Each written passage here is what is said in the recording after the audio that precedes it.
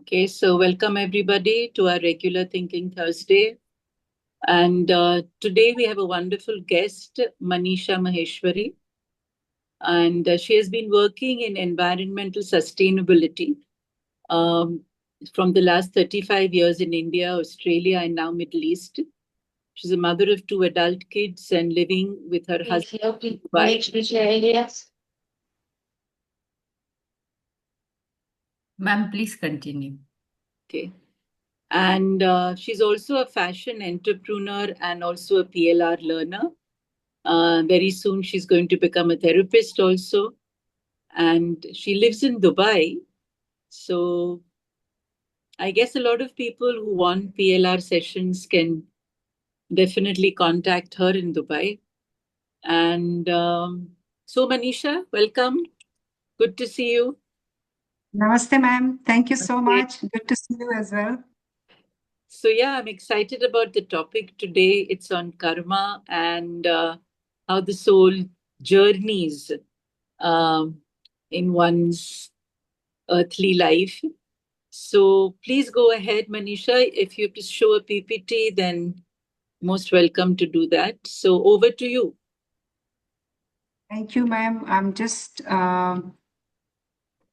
putting my PPT. Okay. Let me know Yeah, when you can see it. you can make it full screen. We can see it right now. It is fantastic. You can make it full screen if you wish. Yeah.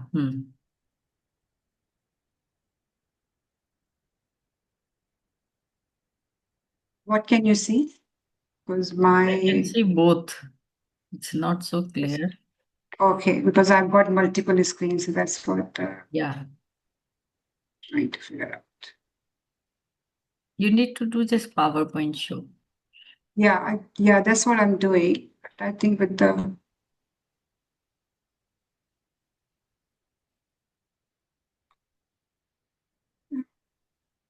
it's a problem. If I do this, I get Yeah. two. But you can see both, right? Okay. Can you see this? What you can do is you can stop sharing right now. Okay. Stop sharing first. Yeah. Then you no, this screen also you just stop sharing. Then on your laptop only, remove this sharing. You can just stop sharing. How do I stop share? This is share. Share only. There only you will, Yeah. or at the top you might get. Sorry, this is.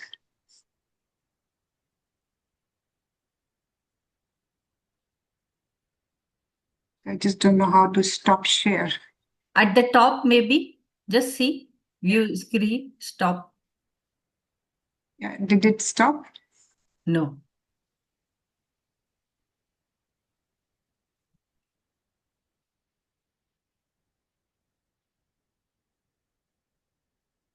Oh, yeah. Okay. Got it. Sorry. That's fine. Now you can just make it first PPT show. Okay. Okay. Then do it. And after that, you share that the show one, not the PPT one. Okay.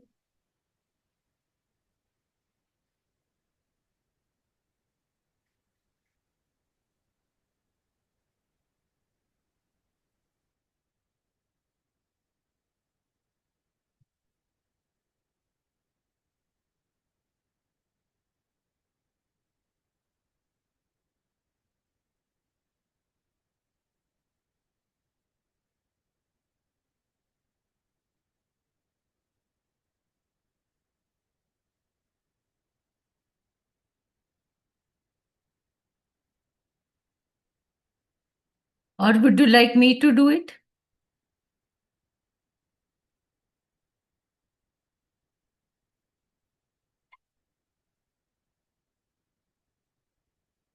You don't have Shakuntala ma'am, the latest file. Yeah. Okay. So I would, yeah, it's just for some reason I did planned it, but somehow it's just not. Okay, then the show that the earlier we Yeah, were showing, that is fine. yeah, Okay. I'll probably have to do that Yeah, because there's something is going wrong in the presentation mode. fine. Okay.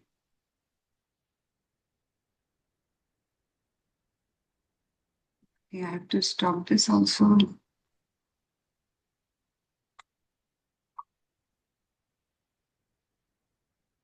See, screen share. At the bottom now you have green button that is share. Yeah. Okay. What can you see now? Nothing. Your screen is not being shared. You need to click on the Zoom. You need to click on the share button. Yeah. This is fine. Okay. We can see one slide, right? Okay, that's great. Okay. Fine. Okay. Continue, please. All right. Okay. Sorry, everyone, for this bit of a glitch. I don't use Zoom that much, that shows. But first of all, namaste, everyone, and namaste, Shakuntala ma'am, Tripti ma'am. And I'm really thrilled to be here. And thank you so much for giving this opportunity to speak on something different yet very relevant for today's world. So that's basically my take on combination of environmental sustainability and karmas. So this is the first time I'm doing this talk, and basically I got influenced by my recent PLR work, and where I learned a lot from respected Tripti ma'am, and the whole connection between environmental sustainability and generational sustainability, and the many lives we live. So that is the topic which I'm going to talk about. And we are going to deep dive into some of that, how these two concepts merge together. So when I did my PLR, it was almost an awakening, awakening with respect to the karmic interactions, soul contract, soul journey, and the multiple lives we live, right, from animal kingdom to human life. And one of my own past life regression, where I saw myself a crocodile, that too in Australia, in central Queensland. And I experienced that how I was so worried about my children, those eggs, and living in an environment where environment was getting polluted, the lack of water, the suffocation. And I did feel all that, how I was getting suffocated, how I was scared of humans. Right. And then in the end, I died because of the human attack. And when my consciousness leaves the body, I do remember turning back and somewhere making a commitment that I will protect you. Uh, and now coming to my present life, when I'm in environmental field from 35 years. So I started in 1991.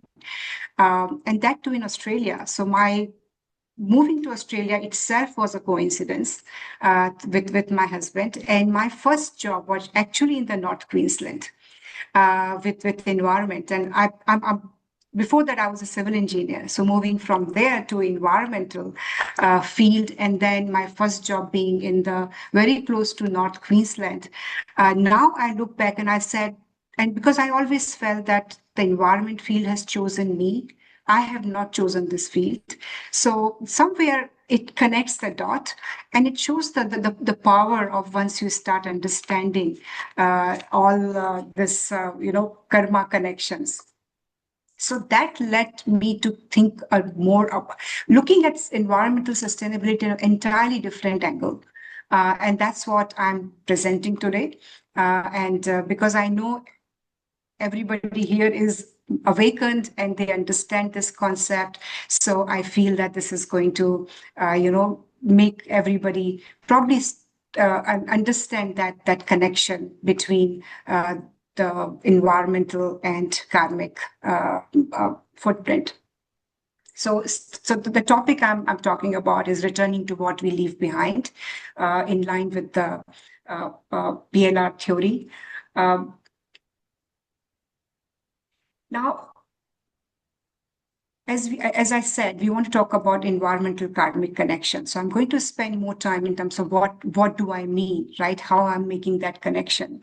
So as we know that in Hindu and Buddhist philosophy, right, karma is the law of cause and effect, including those affecting the environment. So any action which affects the environment, right, creates a karma. And that karma creates seed that eventually ripen into corresponding results. So that's a basic theory of karma, which we all know. Now, looking at environmental karmic connection, it refers to the idea that our action towards environment generate karmic consequences, not just environmental consequences, but karmic consequences, shaping both our individual experiences and the collective state of the world.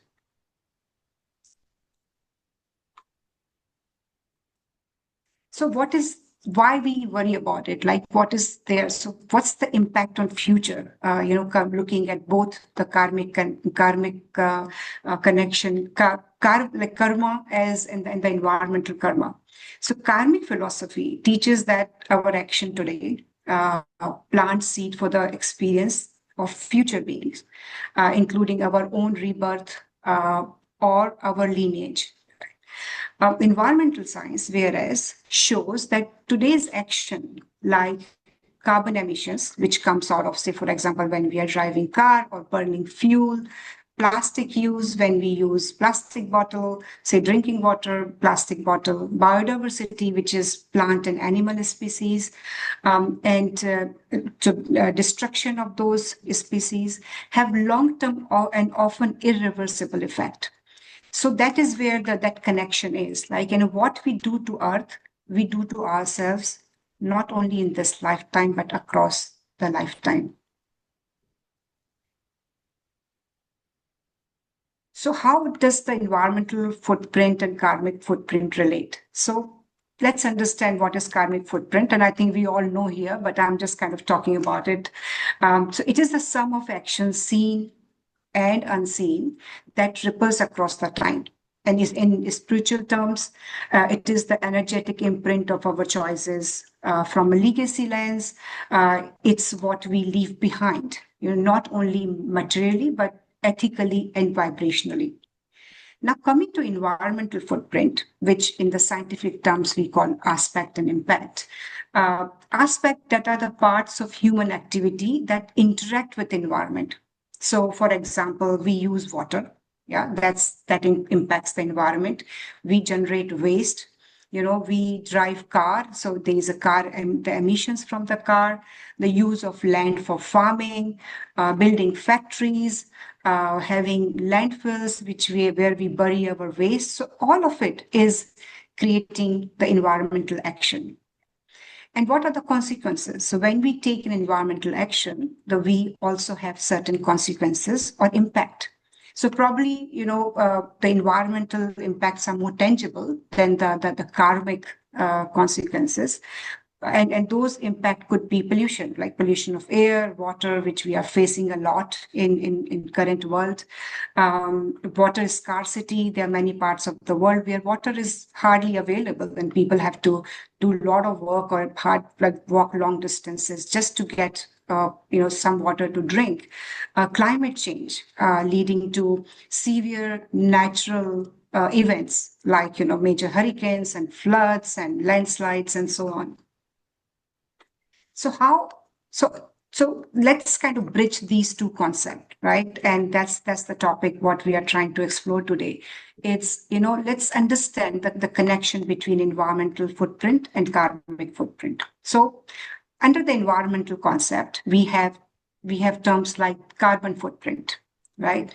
Carbon is like all the emissions of the fuel when we burn, the CO2 gets emitted, and that's create carbon footprint. That is equal to energy residue under karmic concept.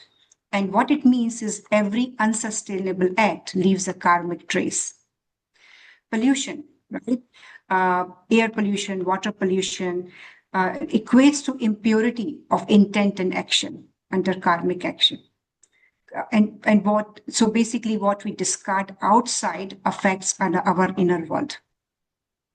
Resource overuse equates to exploitation of dharma.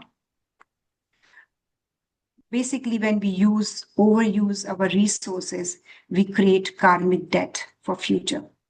Biodiversity loss, animal and plants, which I talked about earlier, it's under karmic concept, it's a disconnection with unity.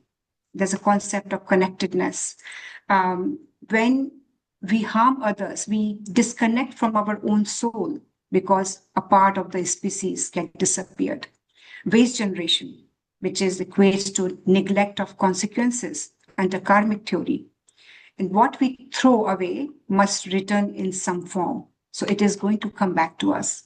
And that's where you will find the waste plastic bottle floating in the nice Ganga jal, So that comes back to you. Climate change. This is, I think, a buzzword, and everybody's aware of that word at least, is basically collective karma of the society. And this is the result, and this results actually in worldwide imbalance. So now coming to why environment matters, and particularly with respect to the topic, when we look at the karma connection and the soul journey, why it matters. So our environment plays a crucial role in shaping the karmic outcomes of or consequences we are going to experience or we experience, as it both reflects and activates our karma. Depends on the environment where we are born, right? It is a beautiful, healthy environment? It is a polluted, environment? Is there water available, or is it a desert? So all that can activate your karma. According to karmic philosophy, our life and our environment are fundamentally interconnected and inseparable. The environment is not just a backdrop, it is the playing field. For me, that's where we face our karma consequences and where the effect of our past actions manifest. So what are these key points of relationship so that this whole big topic of karma and environment, we are able to draw some connection and see what we can do to address those connections or develop those like healthy connections. So the first one is mirror of inner state. Our environment, including our relationships, circumstances, and even the natural world around us, often mirrors our inner karmic state. So if we cultivate passion, compassion, positivity, and ethical behavior, our surroundings tend to reflect these qualities back to us, creating supportive and harmonious circumstances. Now, activation of latent or dormant karma, the environment can act as a catalyst, triggering latent karmic potentials. When certain conditions arise in our surroundings, they can activate the karmic seed we have sown through past actions, leading to specific experiences or challenges. Personal responsibility and transformation. While our environment can shape our experiences, we are not a passive recipient. By changing our attitude, intention, action, we can influence our environment and in turn, the karmic outcomes of our experiences.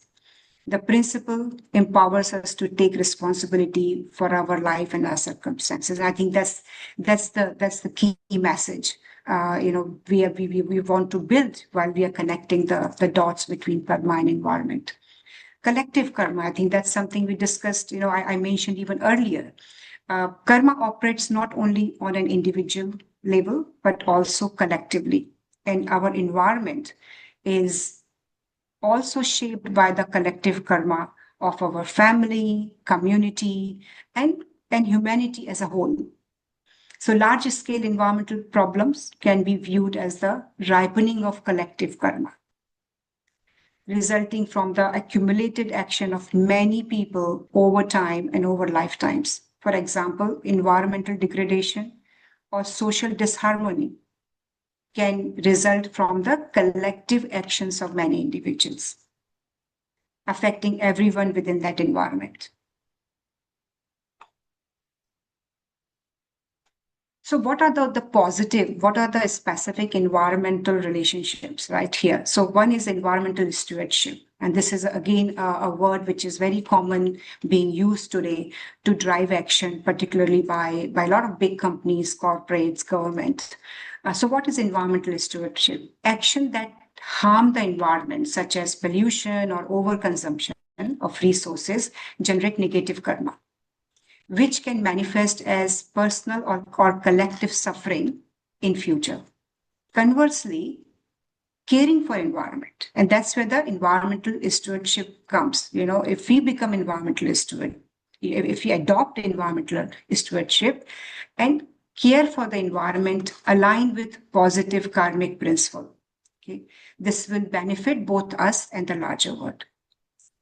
Negative karma from environmental harm. So like let's look into it. Okay, what is good and bad here? So destructive actions towards environment like pollution, air pollution, water pollution, overconsumption, you know, say using more water than what we need, are seen as generative negative karma. This can manifest as suffering, diseases, or environmental crisis affecting individuals and communities today and also in future. For example, using products with harmful chemicals can contaminate water and harm ecosystem, generating negative consequences not only for environment but also for the people who are responsible for creating it.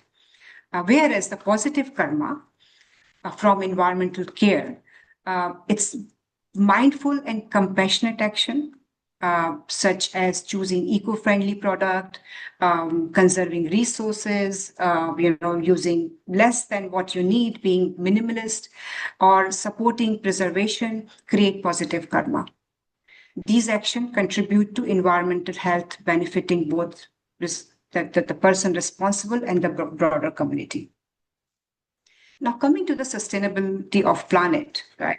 So, living simply, minimizing harm, and practicing environmental stewardship are seen as ways to generate good karma and ensure a better future for ourselves and the planet and our future generation, and probably for our future lives. And so, in summary, our environment is both a product and a stage for karma manifestation. It shapes the circumstances in which our karmic outcome unfold and our action within that environment, especially those that promote sustainability, compassion, and harmony, can transform both our surroundings and our future karmic experiences.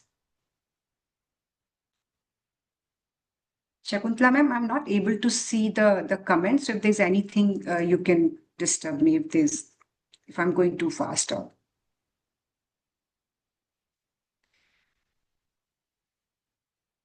Can't hear you. You are on mute. Oh yes. No such comments right now. So Okay. not a problem. continue. And speed is quite good. So Okay. let's go ahead. Great. Okay, thank you. So now coming to the PLR beliefs, because that's the transforming moment even for me after 35 years in this field. So PLR beliefs and sustainable behavior. So let's see how they work together. So generally, the believing in reincarnation actually motivates environmental protection by making it the future state of the earth personally relevant. And that was the awakening moment for me when one day, as a professional working for 35 years, I used to think that, oh, the future generation is going to face a challenging environment. And the way the environment is becoming more and more challenging and contaminated, polluted. After experiencing the PLR, what I woken up to the fact that it is me who is going to face it. It's nobody else who is going to face it. That made it so personal to me, because now if even if I throwing water, a good water, that kind of somewhere I know that, it kind of becomes very personal. And I think that was the awakening moment for me, even with respect to my own profession. So, and that's the thing, like that we are going to return. And that's the title of my actually the whole topic is returning to what we leave behind. So it's not somebody else who is going to come, it is us. So this belief actually shifts environmental responsibility from abstract social service or samaj seva to enlightened self-interest. By preserving nature now, we ensure a healthier, more hospitable planet for our future lives, for ourselves, and of course our future generation. Research also shows, there have been some people who have done the research and shows that people who believe in reincarnation are more likely to engage in sustainable behaviors, such as conserving water, volunteering for environmental causes, choosing energy efficient products, because they see the earth as a place they or their loved ones would inhabit again. In Hindu and Buddhist philosophies, the cycle of birth, samsara, and the law of karma means that our actions towards the environment have direct consequences for our future well-being. And this view also fosters respect for our life form. Since any being could be a soul, we have taken birth in animal kingdom and human kingdom, and maybe there are some beliefs, plant and other parts of the world. So in this soul journey, on this soul journey through many reincarnation, be it animal or human, encouraging compassion, non-violence, and sustainable living is imperative, is an ethical imperative. So, in summary, reincarnation transforms environmental care from a temporary concern to a lifelong, even multi-life commitment. So, I think at this point, I just want to have some reflection, like the people who are attending this. It's just reflect on few things, like, okay, what impact am I creating beyond my lifetime? So, starting from what impact I'm creating today to what is going to happen in this lifetime and the coming lifetime. What karma am I sowing into the world of tomorrow? Just like karma, environmental impact isn't always visible immediately. Like you throw something, it's just one item, it doesn't really hurt, but it can unfold over time, shaping our children's world. Every mindful act, like choosing reusable water bottle, mindful consumption of fashion, is a prayer for their future. Eco or karma audit, this is something, a new term, list our personal activities and reflect on both environmental and karmic impacts. Is this something we should do on regular basis? I've done a lot of environmental audit, but that's the thanks to my PLR awakening, I call it. Now it's eco karma audit, and visualize future generation. Right? Can we visualize this world and the condition of the situations in this world, and what kind of world do we want our grandchildren to inherit? So I just wanted to give a pause of a few seconds for everybody to reflect on it. And it would be good to get some of your reflection as we continue the talk, how you see this message and what we are trying to do with respect to connecting the karmic footprint with environmental footprint. So just moving on. I'm just now going to a little bit more deep into it. I hope it doesn't get too technical, but I think it's good to kind of really hone down some of the points which make it easier for us to understand. So what is this karmic environmental karmic connection, right? Every action, whether it helps or harm the environment, creates karma. I think we have already discussed that. setting in motion consequences that can manifest in this lifetime or future lives through the cycle of rebirth. So, how our action impact the environment and karma? Cause and effect, which is a very noble concept of karma theory. So, every choice we make, such as conserving resources, reducing waste, or polluting air and water, sets off a chain reaction of impacts. Positive actions like planting trees or minimizing harm generates good karma. And while harmful actions like polluting air, water, exploiting nature, harming nature creates negative karma that can return as challenges or suffering in future lives. Intention matters. So the karma is not about just what we do, as we all know, but why we do it. What is the intention?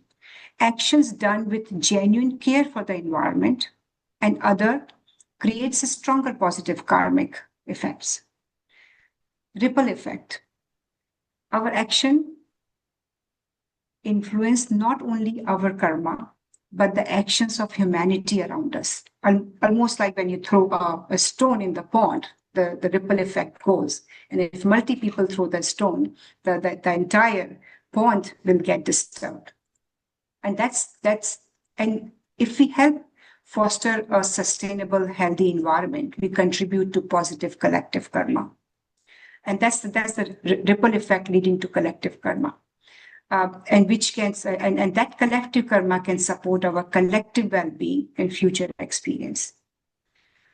So now just kind of understanding a bit more about collective karma and how it connects to environment. The world itself is viewed as a reflection of collective karma, as we know, for the people who are living in it. A pure world results from pure actions, while an impure world comes from impure actions.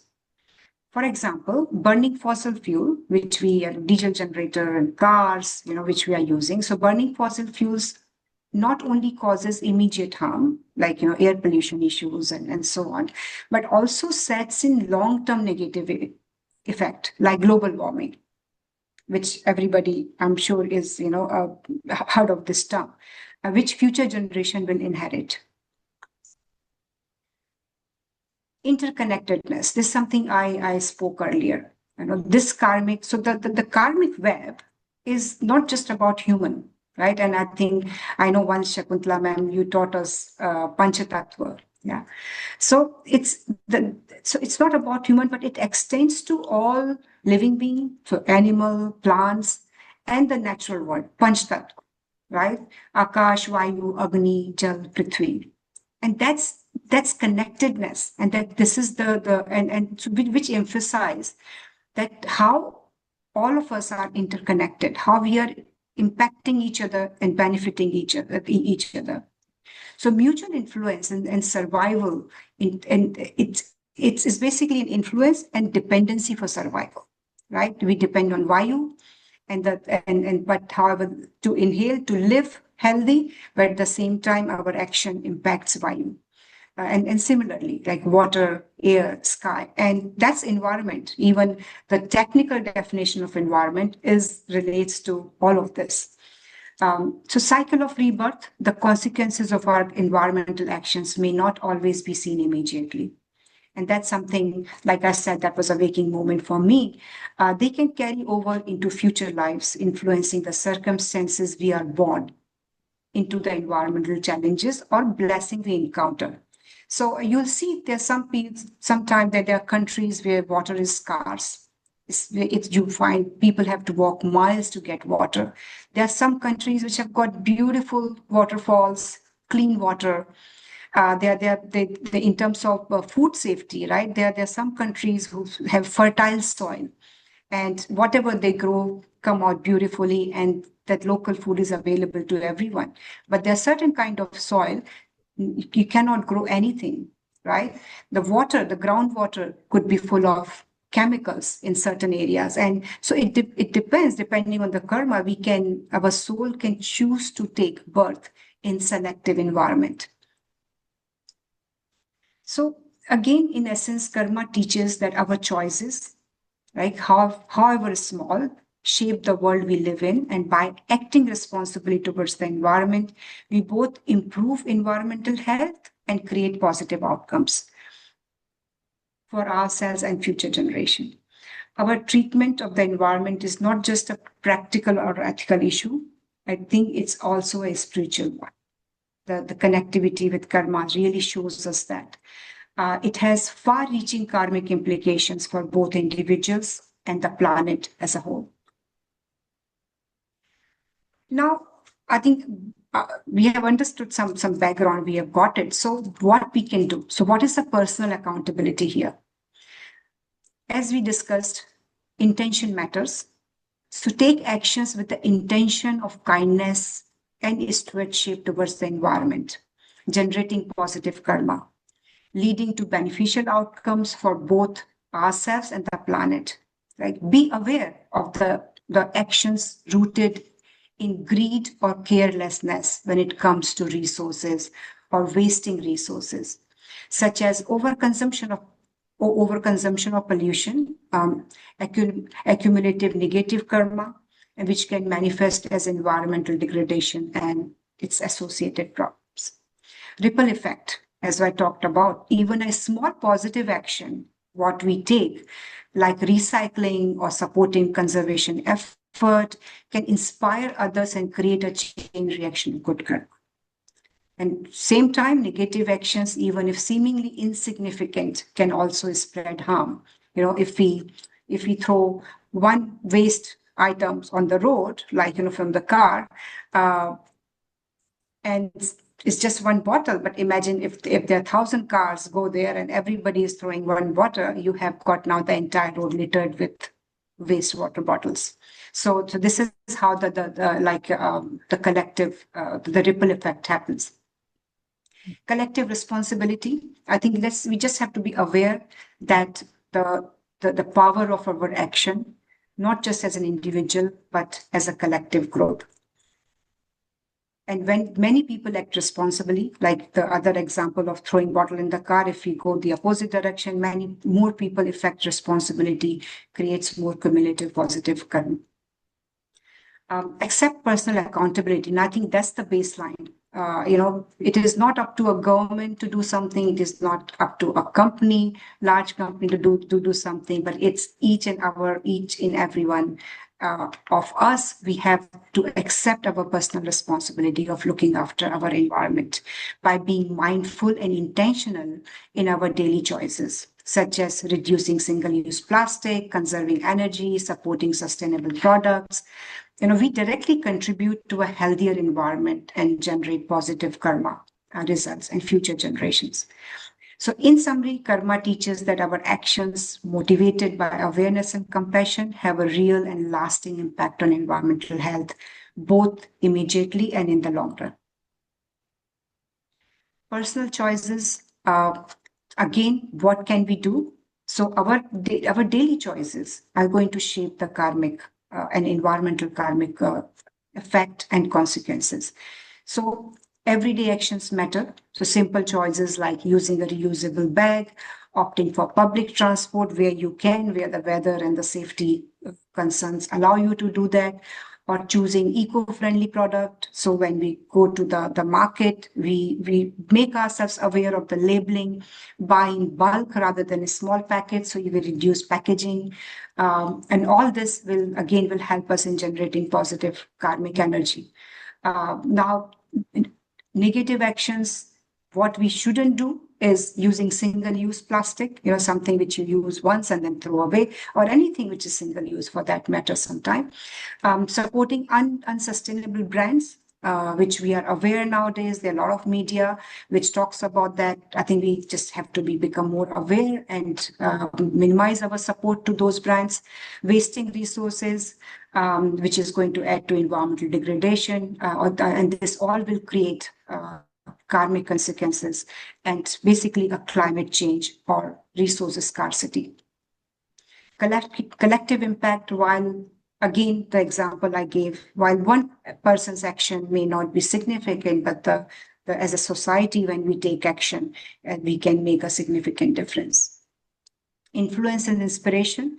And I think that's the today I took the other than my professional world, I took the first step of this is our, how we influence others, how we inspire others towards the positive, creating positive environmental karma. So again, our mindful choices can inspire our friends, family, and community to adopt sustainable habits. And personal habits, again, there are a lot of examples what we can do to adopt. So sustainability or environmental sustainability is not a far-fetched concept. It's a lifestyle. It's the way we live, the way we adopt certain personal habits. So like some positive actions, like, and I think what we should understand is positive actions are like acts of environmental care, like recycling, supporting sustainable brands, or volunteering for conservation are like karmic deposits. We are depositing for the future world. And these choices not only benefit the earth, but also generate surplus blessings and help settle old karmic debt, both personal and collective debt. Whereas negative action, habits such as excessive consumption, pollution, or ignoring environmental harm create negative karmic footprint. And these can be accumulated as energetic debt, contributing to imbalance and environmental challenges of future. Ripple effect I talked about is something we need to be mindful, and alignment and intention. The intention is the key, right? When our daily routine aligns with the values of respect, compassion, and stewardship for earth, we foster spiritual and karmic harmony. Mindful habits help recalibrate not only our own energy, but also contribute to the planet's energy balance.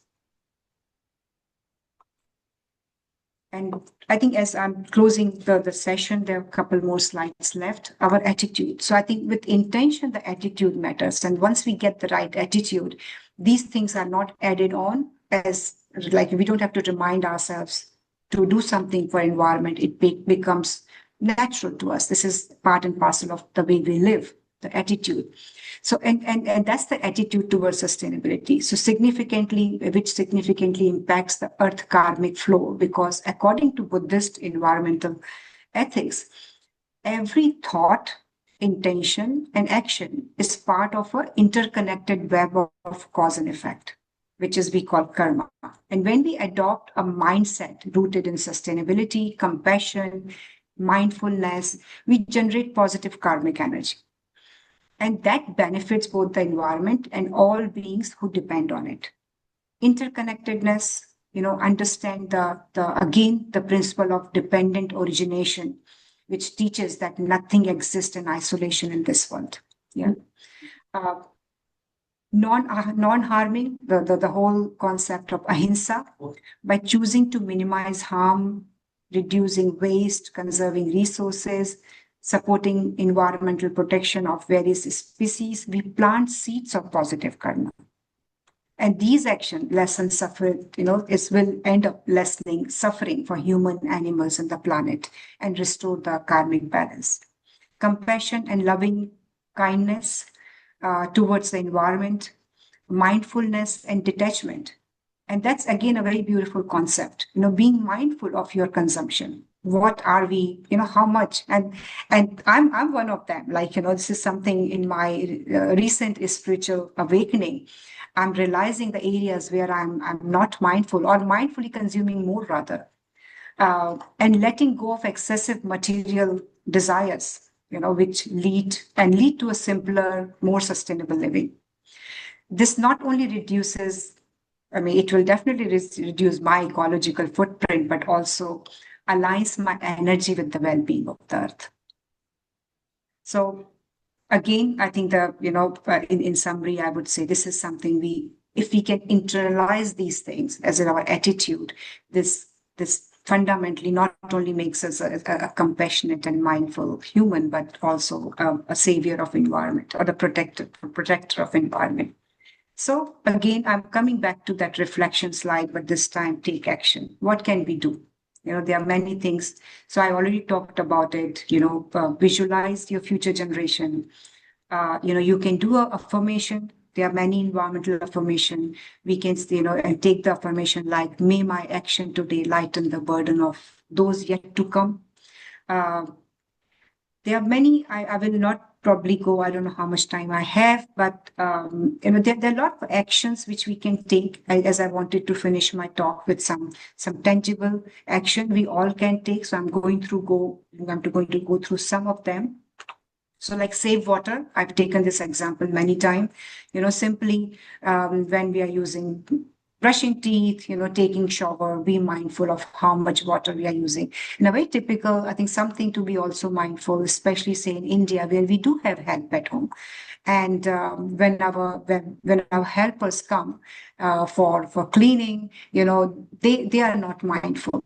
So I've seen many times the water is going full on when they're cleaning the dishes, and that water is going away. So being mindful of for water usage, conserve energy by switching the LED, like switching to LED bulbs, unplugging your electronics item when you're going out of home for a long time, adjusting your thermostat. I think it's that at 24%, if you're using AC, is considered the number where the energy use is less. Because sometimes people cold, like make the room so cold and then use the blanket. So this is something to be mindful. And if you start thinking from a karmic footprint perspective, reduce food waste. And I think as a society, that's something we have to be I think a lot to do, especially when we like to throw big parties and big fat Indian weddings. Buy less and choose second hand where it allows. Avoid fast fashion. Nowadays, there's a lot of focus on, almost the clothing has become disposable. You buy and then you throw, and then next 2 months there's new trend, you buy and throw. So you change to more like, the days are gone when we used to wear our mother's sari and take a pride, ye dadi ki sari hai, sari mujhe di thi. Ab to so I think we need to really look at how we turn the clothing back as heirloom pieces and slow fashion. So I think use reusable item, which I talked about. Walk if possible, take bike if possible, depending on where do you live and if the environment permits. So this is, and then I think there are a lot of it. I can go through it, but I think I'd rather stop and see if anybody has any feedback. But last thing, I would really like to end with adopt sustainable attitude. I think that's the key, right? If we have like in karma, we talk about ego, right? I think if we win over ego. So somewhere, I think in environmental sustainability, it's also that attitude, if we have the right sustainable attitude. So things like, embracing simplicity and self-restraint. And I tell you, I mean, that's one of my, like I have to learn how to do self-restraint in terms of when it comes to consumption. Living simply and practicing self-restraint cultivating gratitude towards the resources which are given to us and respect for those resources. So that's kind of slowly we are taking some small steps to change our attitude towards a sustainable attitude. So this is, I think, that the last slide. So what are the practical implication as I see from this new angle which I'm looking at? Environmental sustainability is living sustainability, minimizing harm, and acting with compassion towards the environment. Not only benefits the planet, but also shapes a more favorable karmic future for ourselves and the society. Mindful choices, as I discussed some of them earlier, such as reducing consumption, supporting eco-friendly practices, and spreading environmental awareness, help break negative karma cycle and will foster positive changes. So I end with by making conscious and positive choices for the environment, we generate good karma, improving both our own future and the world for others now in the lifetime and the many lifetime to come. So with that, I end here. Thank you so much.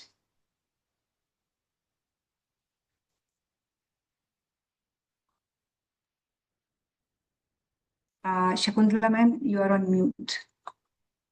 You can stop share now, and there are many chats, so we can read, and those who are here available, they can read, and those who have written wonderful things, they have written many. Like who is Yeah, Tapasya Pundir. They can unmute and they can speak. yeah, I can see Tapasya, Hmm. collective bad karma. Yeah, Letting the environment get polluted creates collective bad karma. This is a provoking point. This absolutely wonderful thing you have shared, like na? Yeah, like even if I think okay, if you are doing something harm for the environment, that's one thing, and we I never thought like this is going to generate karma, though we know theoretically we know, yeah, that our every action, every intention, that is that is generating karma, but never ever thought, means this point of view is absolutely new for me and many of here. So it is, even for me, Shakuntala ma'am, right? And that happened after the PLR workshop. The one day, and I always used to feel it right about environment, saying, "Oh, my kids are going to face a lot more difficult world," and their kids. And now it's like, it becomes very personal. Of course, I love my kids. I want the best future. But when it comes to you, I'm like, oh, and I could be my own, like as we say, we are our own ancestor. So you know, and I think there's some raised hand also. yeah, Asha ji, you can. Yeah, it was really beautiful. Thank you, Manisha ji. It's a reminder, a good reminder for everyone not to misuse the resources. It's the gift of nature. हमें nature ने इतना beautiful gift दिया हुआ है. So what we exploit today will return to us, not as a blessing, but as consequences. So the harm we cause find its own, and it find its way back. So whether through polluted air, poisoned water, soil, infertile soil, chaotic energy. So what we leave behind, we eventually face. So, respect, don't exploit. It's not just about the earth, it's about our future now.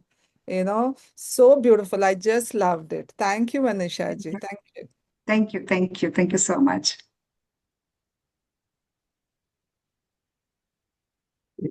So we have Harpreet. Hi, Manisha. Thank you so much. Yeah, hi Harpreet. Harpreet is a very close friend from Dubai. So I nice know, to I see you know. here. I know. Thank you. Acha, so I don't have a question. Just want to thank you for the beautiful presentation. And Manu always has questions. So he's with me. So he has a question for you. Hi Manu.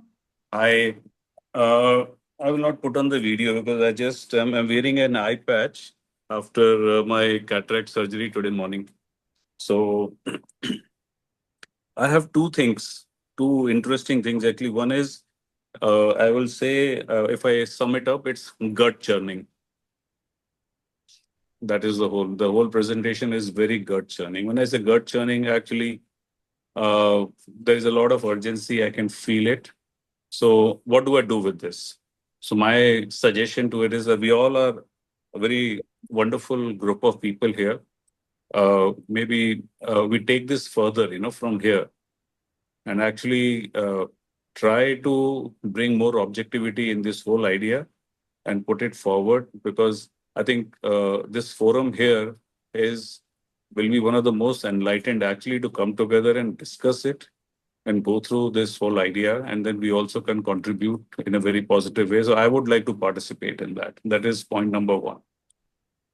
Point number two is actually to Dr. Trupti. It's a very, very, very innocent question. How can I choose to be a tree in my next life? That's a very cute question, my dear. So simple. I say, okay, don't give me another life. Don't take me to Paramatma. Don't do anything. Just make me a simple tree, please. Yeah. So, Krishna was also identified himself with a kind of people tree. Mm-hmm. Krishna identified himself with Yeah. the people tree, like the Kamdhenu cow, the Vasuki serpent, the Ganga river, the Himalayas. So you begin to identify yourself with the people tree. You're giving me a path. Yeah, so you can put a people tree on Okay. your DP. Okay. And every day, morning and night, pray to the people tree. No, but I don't want to. I want to be Moringa. You get your now, moringa. now as a people tree, then you need to keep the moringa. I don't know how the creeper looks of the moringa, but you can put that if you want. I love Moringa and I want to be Moringa. Okay, then you will be consumed also. Remember, Absolutely, absolutely. I'm ah, me either me because or the me. people tree is not consumed, right? It stands tall and beautiful for people It to is take worshipped. shelter. It No, is but thank It's you so worshipped. much. worship. So now, Thank if you you. want to be Moringa, then you have to be ready to be consumed. Okay, we'll take it offline. Actually, I know this is we'll take it offline Yeah. definitely Yeah. because there are a So, lot of nuances. but I must say, Manisha, it was a beautiful presentation, You bet. flawless. Absolutely, you covered every aspect of how we need to think in a kind of sattvic manner, not only about what we consume, what we eat, the way we live, also, and on a day-to-day basis. Give the example of water.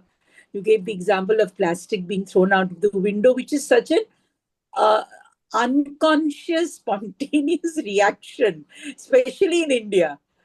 Okay. So we will not keep a garbage bag in the car because we don't want to litter the car, but we definitely are okay littering the environment.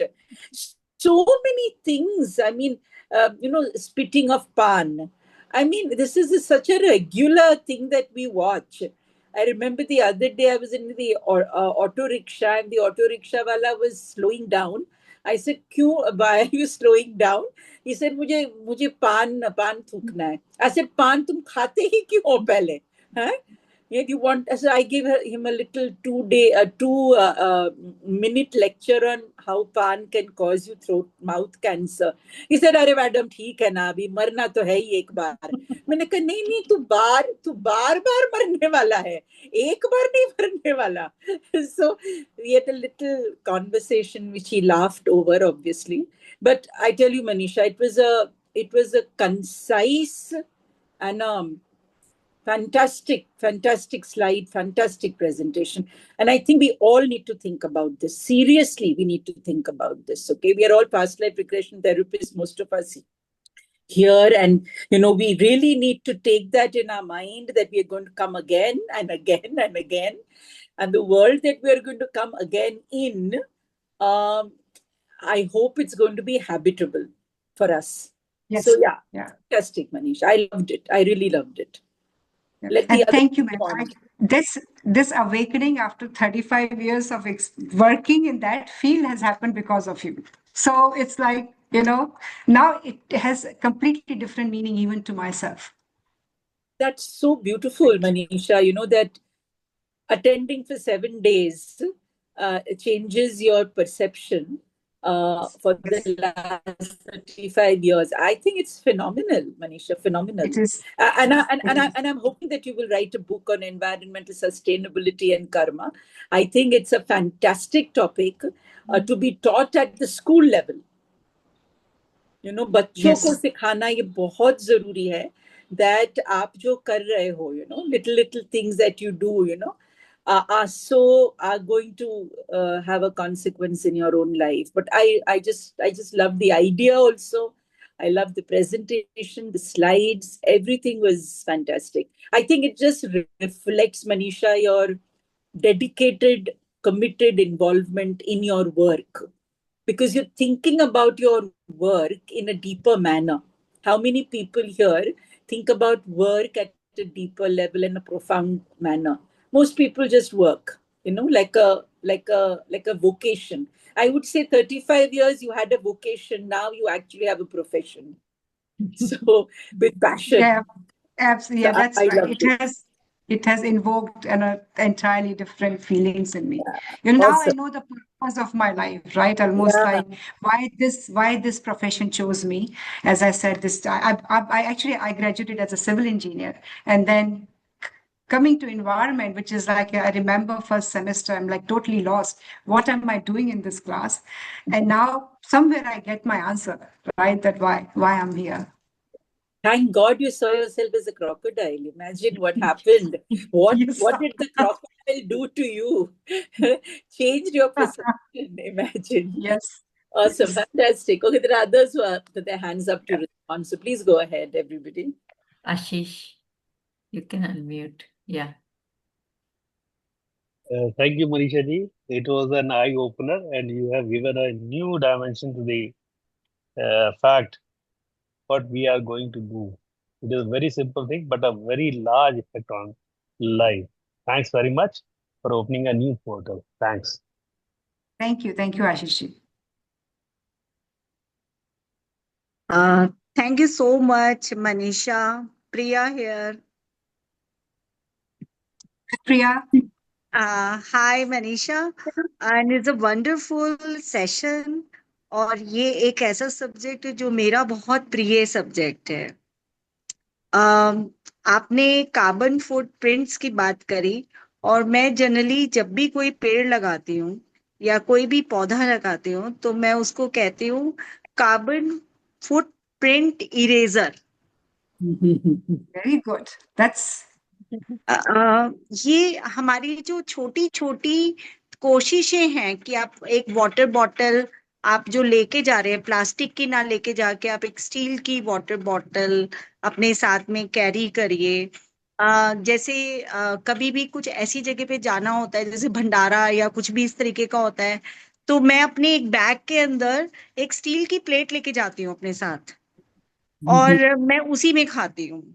बहुत छोटी छोटी चीजें हैं छोटी छोटी बातें हैं जिनसे हम ये इरेजर क्रिएट कर सकते हैं जो ये हम फुटप्रिंट्स कार्बन फुटप्रिंट्स जो हम बना रहे हैं अपने उसको इरेज करने के लिए भी तो कुछ चाहिए ना उन प्रिंट्स को इरेज करने के लिए. और जैसा कि मैम ने कहा कि पीपल पीपल का जो पेड़ एसोसिएट किया गया कि नहीं पीपल के पेड़ का औषधीय नेम जो है आयुर्वेदिक औषधीय नेम जो है वो है अश्वत्थामा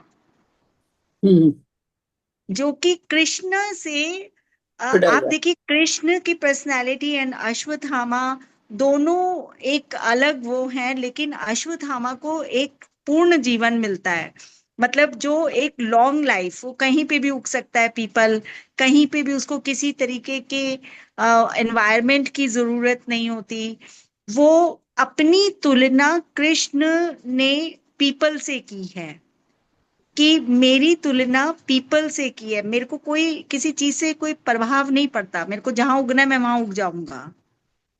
और सर ने बोला कि उनको मोरिंगा पसंद है. मोरिंगा एक बहुत सॉफ्ट पेड़ है जो तेज हवा चलने से भी उसकी टहनी टूट जाती है. ये एक औषधीय पेड़ है. ये नेक्स्ट आपके जन्म तक जाएगी कि नहीं जाएगी पता नहीं. लोग हो सकता है बकरी चढ़ जाए गाय चढ़ जाए तो कर्मा अच्छे गुड कर्मा तो आपके साथ में रहने चाहिए. मुझे इसलिए लगता है कि मैम के मुंह से अगर ये पीपल निकला है तो मेरे लिए ये अटूट एक विश्वास है कि मैं पक्का पीपल अब लगाने वाली हूँ. तो थैंक यू सो मच दी इतने अच्छे ग्रुप में लाने के लिए. And Manisha thank you so much. आपने एक बार फिर से नॉक कर दिया जो हम कहीं डोर बंद करके बैठे हुए थे या अनकॉन्शियसली हम ऐसे ही बैठ के कुछ कर रहे थे. Thank you so much. Thank you so much the. thank you, Dr. Priya. I will always remember the carbon eraser. That's a new term. Very Yeah, nice. carbon I love erase. Yes. Okay, I think a few more hands. I think Madhulika. Manisha, you want to say something? Okay, Nivedita Nair. Yeah, Yeah. Manisha ji, thank you for a wonderful session. And I just wanted to add that I just finished this 7 days, level 1 workshop with ma'am, Trupti ma'am. And I was like, now, as you said, my perspective also has completely changed. So I was like, I saw myself as a gulmohar tree. And I was not listening to most of your presentation as Madhulika. I was trying to, kind of place myself, equate myself to that Gulmohar tree. So, as you rightly said, it's a complete change in our thought process. And I'm an educator, and I try to do my little bit, by kind of guiding children, telling them, and I have always been telling them that every action has an equal and opposite reaction, and tell them that how this is going to negatively impact their lives, the future generations, and everything. But I definitely a totally new, the viewpoint you have opened today. And I'll try my level best how to kind of present it to children. Probably they may not be Yeah. able to understand, next life and reincarnation. Probably that will not be the forum where I'll be able to do it, but I'll try my level best, think. And maybe if you can guide me and Trupti ma'am can guide me, how I can kind of, ingrain in my students a little better, this thought and this angle that we have learned today. So thank you so much. Thank you, Manisha ji, and thank you, Trupti ma'am. Thank you, Thank you. Shakuntala ji. Thank you. Yeah. Thank you. Thank you. Okay. Uh, Nivedita was. Nivedita, Nivedita, say please. something. Yeah. Yeah, hi. And it was a wonderful presentation, Manisha. I Thank you, mean, Nimita. absolutely wonderful. I wanted to just tell you, you brought home the point because I came from an absolute urban Mumbai and I came to a place in Kerala. In fact, it was rural at one point of time. And then, of course, we had our independent house. We never had to bother about things about the well water and all of that. I was never ever exposed to it. So now I can see some karmic connection because over 35 years now in this place, I am responsible for the water. We are looking at the trees. We are looking at, digging, having our own compost, all those things which I never ever thought I would have to do. So there is a karmic lesson over here, which probably I had to learn and I had to respect nature. So this is something after listening to you, this angle I had never ever thought. And just another small point, like what Trupti was saying about the people tree. So, every house here in Kerala, we have, a sacred spot. So we generally, most old houses, they have this sacred spot, which is a tree, and they revere it. So uski puja karte hain and all of that. So even caring for the tree is such a big thing. And this tree is medicinal and this tree is, huge. And then every time we reduce the burden on the roots by pruning the branches. So all of this I never ever thought I would be doing. So I guess the karma connection is very much here. Thank you. Thank you so much. It was a wonderful presentation. And thanks to the team, Shakuntala Yes. ji, Trupti, all of you. Thank you. Thank you. Thank you, Neetu. It was amazing. Yeah. Okay, we have Trupti and Shrija. Both of you want to say something? Trupti, go ahead. Hi, Manisha. Hi, thank you so much for the session. I wanted to ask you if you have heard anything about cloud seeding. I'm sure. Of course, I've heard about. Because Yeah, of course, it I've heard started. cloud seeding. Yes. Yeah. It started here as like it was basically told that it is being done for to help the environment, to help the weather and everything. But it actually, what it did, that all the chemicals sprayed in the sky just messed up the whole weather cycle. When it's supposed to be summer, there is no summer. It's raining all the time, which created all the floods in Texas. So and it's I think it's going to be started in Delhi this August 2025, and then other parts of India too. So what do you think about that? I think for me, and I mean, I would love to hear Tripti ma'am's view from a karmic angle. However, I mean, for me, it's basically we are taking over. We are trying to control nature. Yeah, so there's a Yes, natural absolutely. pattern, and that's the reason we call it nature. And yes, to some extent it can help, but it's I mean, last year there was, I think last year only there were floods in Dubai. You can never hear, right? And That's within right. Yes, hours, I've yes, seen yes. I'm myself the from whole Dubai. Dubai getting. Yeah. Mm, So this is like, and you, to me, it's energy, right? You take energy from, so you can't create, so you're taking from somewhere else, you're pulling the clouds and they're seeding them and making them rain, but then maybe you're taking away from somewhere else which it was supposed to be. So look, this that's is right. something, I mean, I know that there are a lot of work which is being done in terms of trying to create these artificial environment. I haven't really personally gone a lot in terms of understanding the consequences, but as a user, I faced it. Like in Dubai, I faced the Dubai getting under, like under flood, and there's a whole ecosystem. Like, you have to really understand the ecosystem, that like the concept of interdependency, which I talked about. So Jal Tattva itself is not, like water is not independent. If you play with that part of the environment, something else going to get, disturbed. So that cycle is that is my kind of assessment of it. Yes, but there's definitely some benefit, I would say, in terms of the human aspect of today. So you may be able to solve some issues of today, but what is the future influence or future impact of this? That is yet to be seen.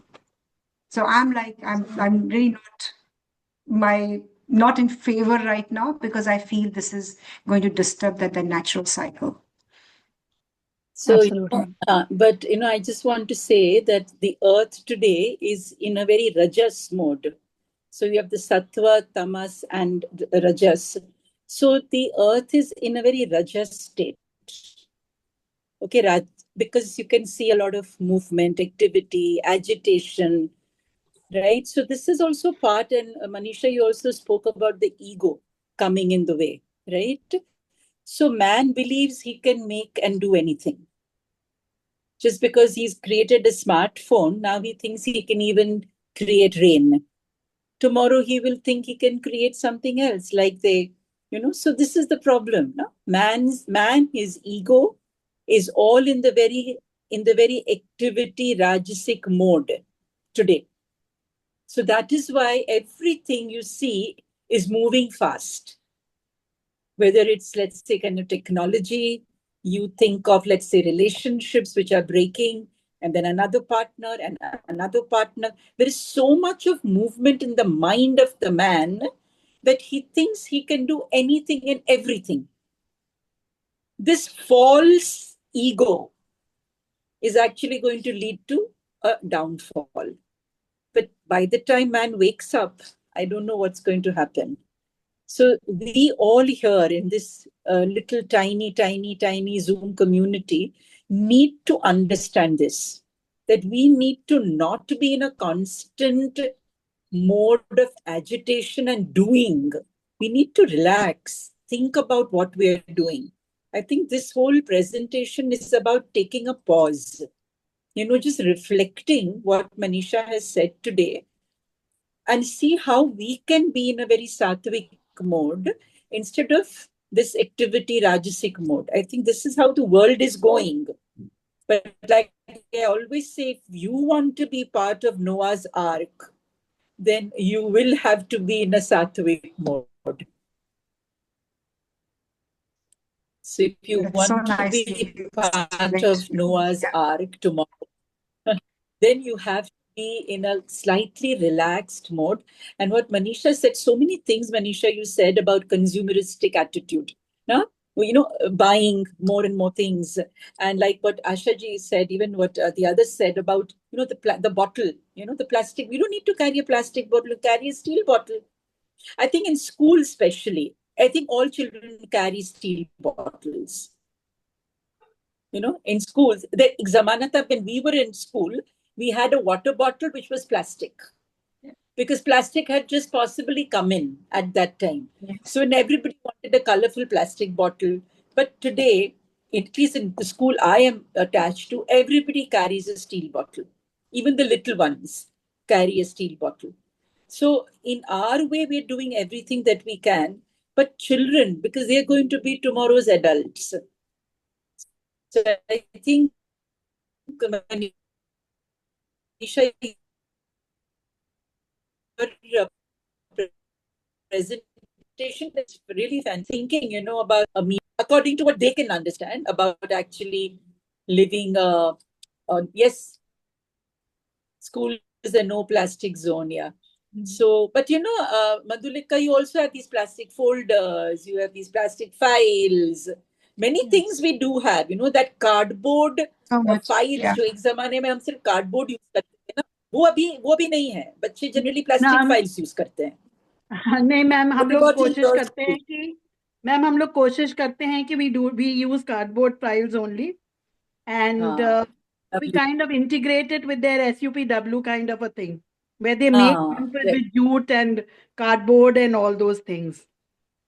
पर वो क्या है ना, regular We जो try our level रोज best. रोज हाँ, file yeah. Generally बच्चे वर्कशीट्स के लिए प्लास्टिक हाँ मैम, वो फाइल्स फोल्डर्स वगैरह वो यूज होते हैं, but for filing they're difficult. Worksheets and all, हम लोग पुराने वो जो ऑफिस के जो बॉक्स फाइल्स वगैरह हैं जो कार्डबोर्ड के हाँ, होते हैं, we use them only, and उसके ऊपर भी we do not ask them कि कैल्क चढ़ा दो या कुछ, नॉट दैट. हाँ, वी आस्क देम कि घर के पुराने कोई कपड़े हैं तो उससे डेकोरेट करो and those kind of things. So actually ना we are in a catch 22 situation. Absolutely. अगर हम प्लास्टिक फाइल्स यूज नहीं करते तो all the school material goes on the phone on WhatsApp. So now the वो now they're using वही है maximum. Printing और So it paper is a very, generation. हाँ, yeah, it's a एग्जैक्ट.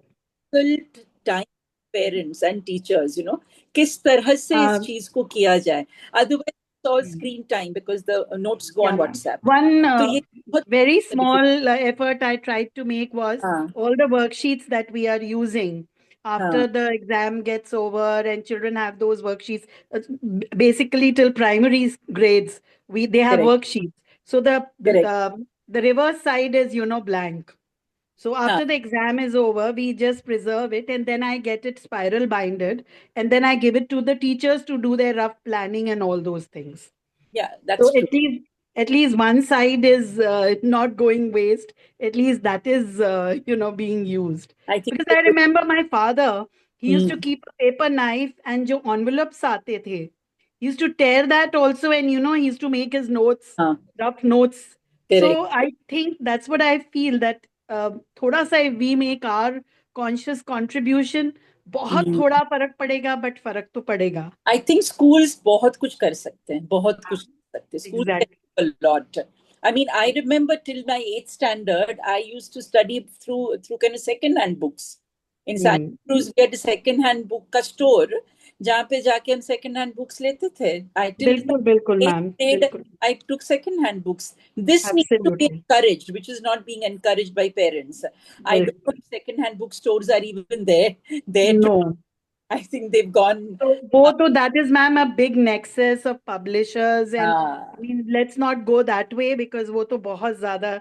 नहीं तो what you're saying is absolutely. हम लोग binding कराते थे, बाइंडिंग correct. होती थी हमारे बुक्स की. Yes, and so that they could last, for at least two siblings, if not more. Yeah, I think what Manisha's friend's husband spoke about, this group doing something for possibly environmental sustainability. Maybe we can think of something, how we can all get together and Yeah. make a difference. Um, let's all put our heads Yeah. together and think of Yeah, something ma'am, Yes. I'm connected to one of the NGOs, Mission Mumbai. So they Okay. have now opened a Mission Pune chapter as well. Okay. So Mr. Mukherjee is doing a lot of work. Okay. And one little thing that he has come up with, little invention, is connecting a pipe to the external pipe of the ACs. So the water which drips All down, the water. Yeah, that's yeah. collected in Uh-huh. that and That. connected to a little tap. So what I do Oh. is I have installed it and I've tried in my society, to convince people to do that. So that's the water we use for mopping. We give it to the housekeeping cell. Oh, very interesting. That's a fantastic. I mean, that's talking Yeah. about cumulative, like Yeah. boond boond se sagar wali baat. So Ah, Uh, it's amazing. Yeah. yeah. So he's a man who comes up with these small little very cost effective ideas. So like even for like water harvesting and all, we did a little project in school. So like we went and took the children's student council talking to these solitary societies which are Mm, just one single building kind of a thing. So like he's got a pipe which can be dug, and then water can be collected instead, because generally everything around the societies is cemented, so the water goes waste. So these little pipes, at equidistant, so some water at least percolates down, and the mm, water table can be kind of like doesn't go down that much. So mm, very very small ideas, very cost effective ideas, because he generally works with mm, the rural groups. mm, So that's one NGO I am aware of. So I kind mm, of join hands with them to kind of generate some awareness amongst children and do a mm. little bit of that kind of a thing. So, and of course, we can, as a group, we can think how we can do these things I on our level as that well. virtual Yes. awareness we can begin with first, as Absolutely. we are a Zoom community. So we can think, we can put Yes. together and think. But yeah, fantastic. I think all We of could even make small bites and put it on reels, mm, and that for like generating awareness in a little, we get to think of some small little stories with a little moral attached to it, probably something like that. If somebody is like from the background of advertising and copywriting and something like interesting for children, because I I think personally story. feel Yeah, if I we think an interesting anecdotes. mm, All of us have had experiences, and we can all Yeah. come up with that, and then we can maybe have a little like a ebook mm, stories for children, and I yeah. think we can do some action book also, right? I did not cover all the actions, from which is like very personal, tangible. yeah, it can be sourced from personal experiences and Yeah. also stories that we may have read or we can connect. And I think it will be an interesting platform where we can create a ebook for people, um, for yeah, children. I don't know if we have 5 minutes. I could just narrate that, ma'am. We had done one. It was a drama kind of a competition, Mm. endangered species. Uh, So I did it on. I asked my students to do it on vultures. So we know that vultures and how important they are in our biodiversity, interdependence. We were talking about, Manisha ji was talking about interdependence. mm, So I connected it with the mythological character Jatayu, mm, and so it came out very very well.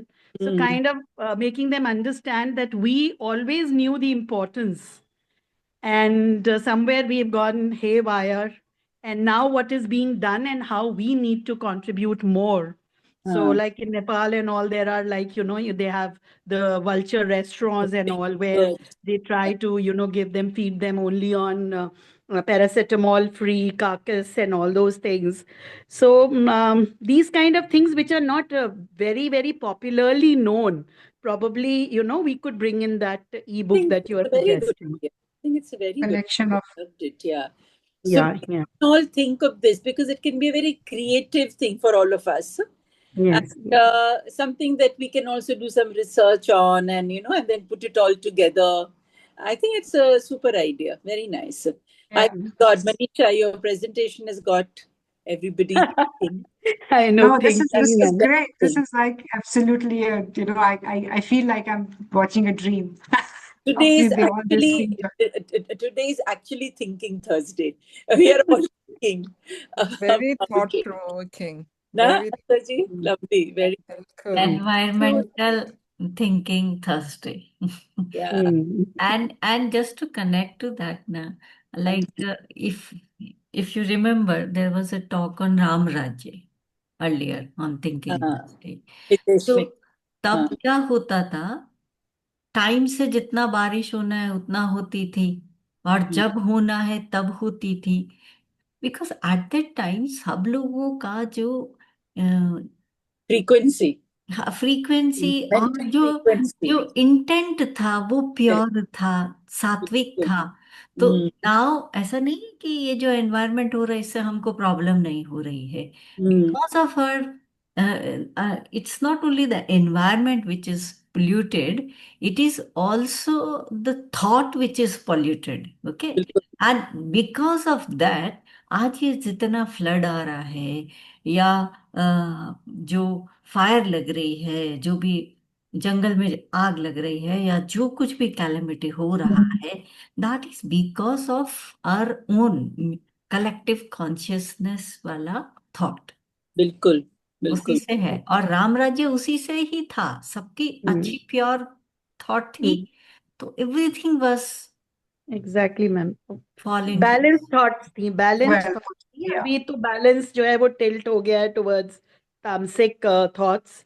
So and very true, very true. सभी के like Paramhans Yogananda जी की हम teaching पढ़े उसमें वो मिलेगा।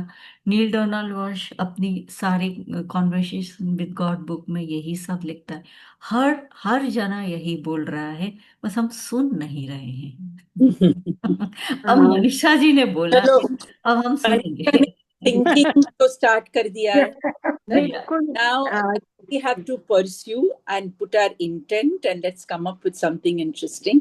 It will be a combined cumulative wonderful effort on our parts. That would be great. We love it. Yes So ma'am, everybody जाते जाते मैम जाते जाते एक बात कहना चाहूंगी। हाँ आप सभी के लिए ये है कि हाइब्रिड पेड़ मत लगाइए, hybrid Very trees good point.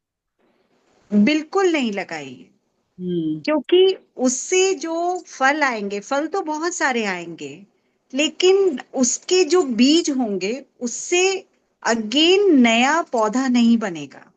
हम्म तो इसलिए हाइब्रिड अगर आप करते हैं तो हाइब्रिड में आपको एक लाइफ टाइम में हो सकता है आपको बहुत फ्रूट मिल जाए, लेकिन व्हाट अबाउट नेक्स्ट जनरेशन? हम्म उनके लिए क्या होगा? उनके लिए हम क्या छोड़ के जाएंगे? अगर हम आज इस पे बात करते हैं तो उसके लिए हमारा जो कंट्रीब्यूशन है वो हमारा हाइब्रिड के लिए बिल्कुल मना होना चाहिए। अगर जैसे राम जी अगर जंगल जंगल इतना श्रीलंका तक चले गए, अगर उस समय पे जंगलों में हाइब्रिड ही होता और बाकी कोई और कुछ नहीं होता तो बेचारे क्या खाते? क्या उनको क्या मिलता? जो हनुमान जी थे या उनके जो संगी साथी थे उनको क्या मिलता? तो हाइब्रिड के लिए मैं बोलूंगी कि पेड़ लगाइए, पर हाइब्रिड पेड़ मत लगाइए। फसल उगाइए, लेकिन हाइब्रिड फसल मत उगाइए, क्योंकि अदरवाइज एक टाइम के बाद में हम सब कुछ केमिकल पे आ जाएंगे। जैसे बारिश केमिकल है, वैसे ही हमारा अनाज भी केमिकल हो जाएगा। ये मेरी एक हम्बल रिक्वेस्ट है सभी से, और ये चीज जितना स्प्रेड होगा उतना अच्छा है। Say no to hybrid. Thank you so much ma'am. Agree. Thank you, Dr. Priya. Thank you, everyone. Thank Thanks, you Manisha. Thank Thank you. you, Tripti ma'am. wonderful, beautiful thing to end our discussion with. So, everybody, thank you. Thank you for being here, encouraging our speakers. That's also very important that more and more interesting speakers come on the platform, and let us have a collective intent to do something first in our homes and then, of course, outside. So thank you, everybody, for being here. Thank you, Manisha, again. Thank you, Shakuntala, and everybody else here. Thank you. Thank you. Thank you.